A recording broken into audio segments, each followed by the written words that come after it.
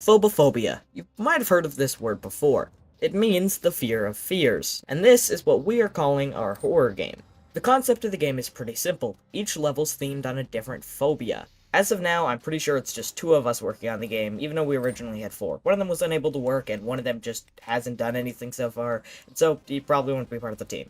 But regardless, seeing it's pretty much just me doing a lot of the work, no offense to Ported, who's our other developer, who's responsible for writing and stuff, he hasn't been able to, well, actually, mainly my fault. We tried to do something where we could collaborate on actually working on the maps and stuff, but it just didn't work, and so, until further notice, he's not going to be able to do any of the actual development of it. So far, we have gotten a lot done, such as 3 different levels. Arachnophobia, the fear of spiders, acrophobia, the fear of heights, and scotomophobia, which I think is how you pronounce it, which is the fear of going blind. Definitely the most unique of the 3. Hopefully the other 3 levels take pretty similar to what the first 3 levels took when it comes to actual time, because we were able to make these a lot faster than I thought. And now we're getting to the point where we're gonna begin testing, and it's probably already begun by the time I actually release this video. Now, let's get into the start of development. Now, the start of development was a little bit rough. At first, I hopped into a bunch of engines. I always wanted to make a game, but I had like 300 ideas. This one was an idea I'd always tried to keep starting and never ended up doing anything with, truly at least. We had some early progress on the Roblox version, but we never got really far. It wasn't until February where we finally started to make true progress on the game, because I actually started learning a real engine. Now, I had tried a lot of engines. I had tried Godot, which I put like 80 hours into. I liked it, but it just wasn't my style. I tried Unity, I hated it. Game Maker was pretty fun, I put like 100 or something hours into that. I tried a ton of engines, made a bunch of small little games, and I thought it was finally time for me to tackle a big engine. And Unreal is pretty much the biggest engine there is.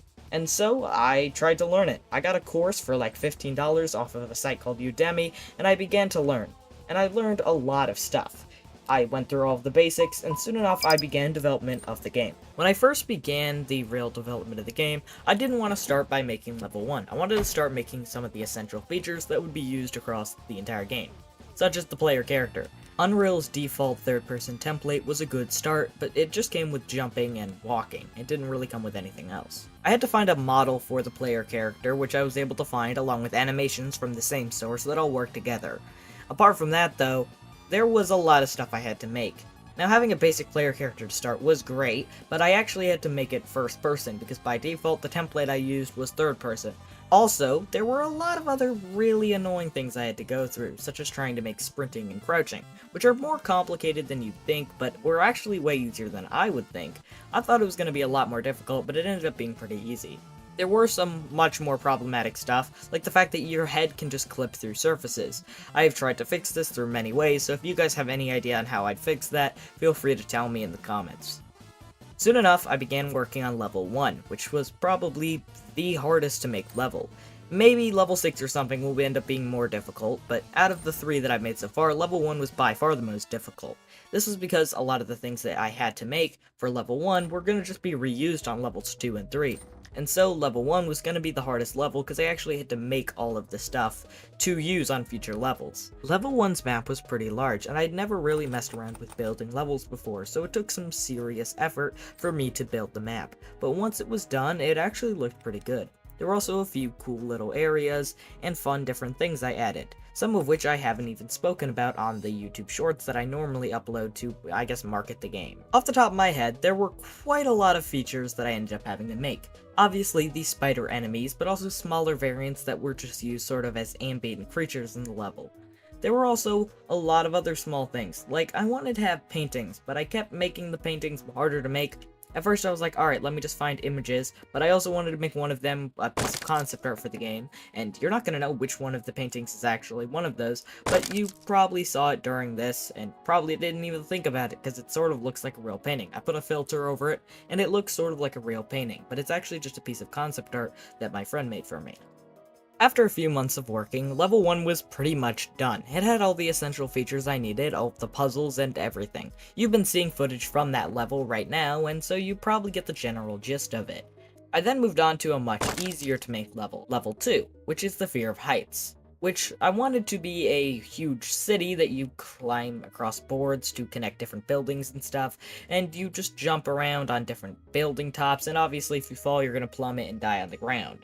But there's a problem there, which is that I can't make realistic looking buildings. Until we have money that we can use to buy 3D models of buildings and stuff, we're just gonna have to have it be giant concrete pillars in an endless sky, which isn't really that cool, but it's all we can do so far. The main danger of the level are rotted wood planks that will break after you stand on them.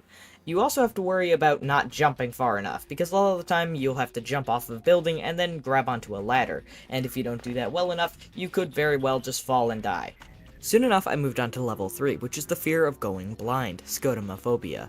And now, the main mechanic of this level revolves around the monster, which this concept art on screen right now of what it looks like. However, we don't actually have a modeler, so we can't get a 3D model of it into the game yet. We're planning on commissioning or finding someone to do it later on, but for now we're just using a placeholder model. The main level is themed on a hotel. You go through a small intro area, and then eventually go into the main hallways, which is the main area that you'll be chased through by the blinder. When hit by the blinder, you'll go partially blind. Then the blinder will dissipate and teleport somewhere else. This is pretty much the main mechanic. After you complete all of the puzzles from the level, you can kind of just leave, and once you leave, well, you beat the level. This level didn't really have a set path to follow, and a lot of the puzzles can be completed in any order during the testing. You might want to know some of the future things that we're going to be doing. Well, next is level 4, which is the fear of blood and gore to some extent as well. This is going to be a very unique level, and definitely visually the most unique of the 6. And we will be working on that soon, with some early work already done.